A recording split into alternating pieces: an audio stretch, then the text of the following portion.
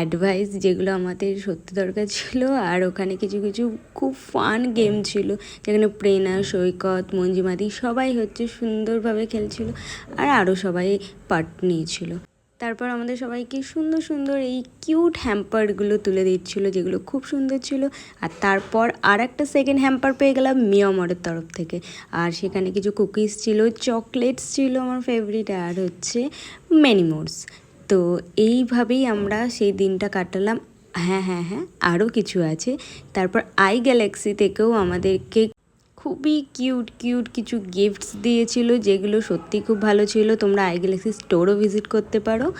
আর হ্যাঁ, বোম্বে বিচ রিসর্টের কিছু best dishes তোমাদের সামনে শেয়ার করলাম। তোমরা যদি যাও এগুলো ট্রাই করতে পারো।